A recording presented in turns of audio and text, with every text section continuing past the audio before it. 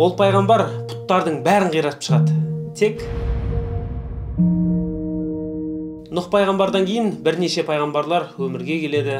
Олардан кейін ұлы миссияны орындаған ол Ибрахим пайғамбар. Жалпы одан кейінгі пайғамбарлардың барлығы осы Ибрахим алейхиссаламнан тарайды. Сол үшін ол кісі пайғамбарлардың атасы деп те аталған. Ибрахим алейхиссалам бозбала кезінде пайғамбар атанады. Оның кезінде қауымы әр нәрсеге табына беретін болған. Сөйтіп оларды тура жолға шақыру үшін Ибрахим пайғамбар қызықты әдіс қолданады. Бұл жайлы Әнғам сүресінің 76 мен 78 аятының арасында айтылған. Ол бір жарқырап тұрған жұлдызға қарайды да, осы менің құдайым дейді.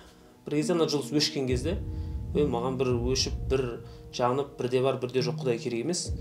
Онда менің құдайым ай болады дейді ғой.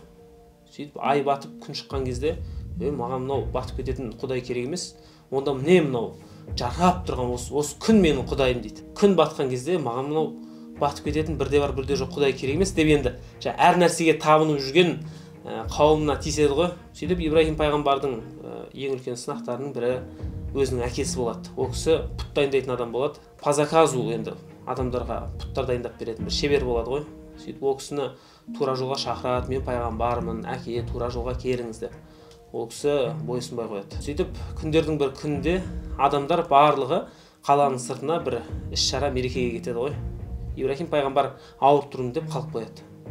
Бәрі кеткен соң Ибрахим пайғамбар пұттар жаққа барып, қолымен тиісіп түртеді ғой, енді дың дыбыстары шығады. Сөйтіп аралап жүріп олармен сөйлеседі. Сөйлескенде мазақтап. Сөйлемейсіңдер ме? Айтсаңдаршы, неге үндемей тұрсыңдар деген сияқты. Сөйтіп бір балтаны алады да бүкіл пұтты қиратып шығады ғой.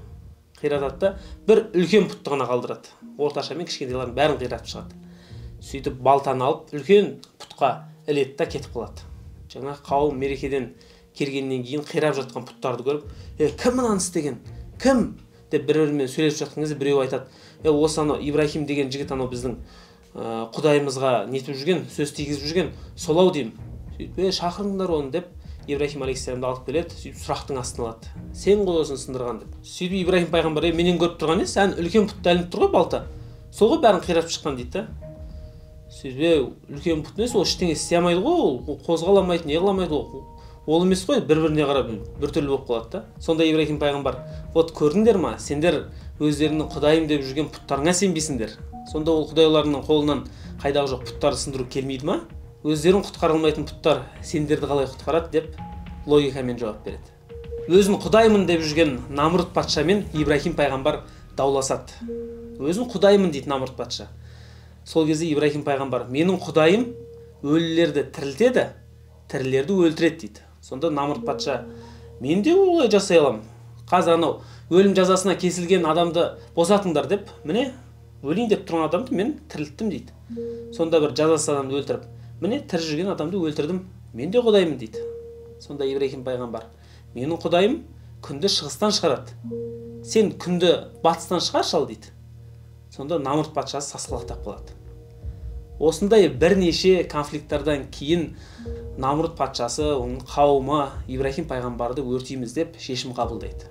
Сөйтіп катапультаны дайындап, отындармен үлкен алып от жағып, катапультаға Ибрахим пайғамбарды байлап, оны отқа лақтырады. Ұшып бара жатқан кезде Ибрахим пайғамбарға Жибрил алейхиссалам келіп, саған көмек керек пе дейді.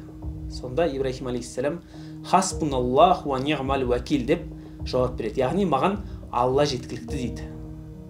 Сол кезде Алла отқа салқын әрі залалсыз бол деп бұйырады.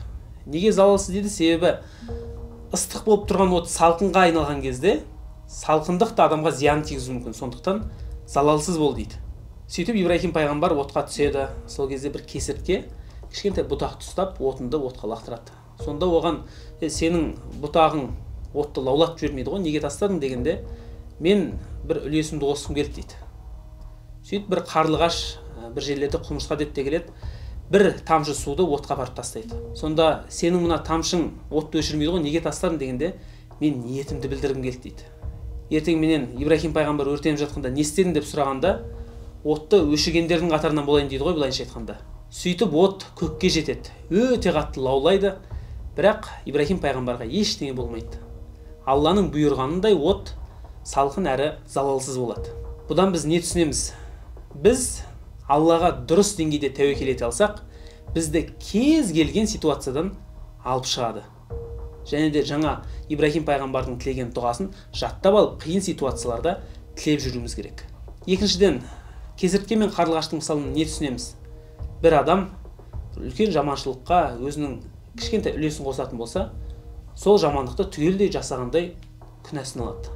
Ал бір адам бір үлкен жақсылыққа кішкентай ғана бір үлесін қосатын болса, сол жақсылықтың барлығын жасағандай сауап алады. Мысалы, бір 70 миллиондық бір баланың бір еміне бір сбор жүріп жатыр. Біреу қолынан келгенше 100 теңгесін жіберсе, сол 70 миллиондық жақсылықты өзі жасағандай сауап алады. Себебі амалдар ниетке байланысты. Сондықтан да менің кішкентай әрекетім не шешеді демеу керек. Мүмкін именно сенің кішкентай әрекетің арқылы Алла үлкен жақсылықты нәсіп етуі мүмкін. Сондықтан да Ибрахим пайғамбардың осы оқиғасын таратып жүріңіздер. Мүмкін сіздердің репост сияқты кішкентай әрекеттеріңіз көптеген адамның тура жолға келуіне септігін тигізуі мүмкін. Рахмет.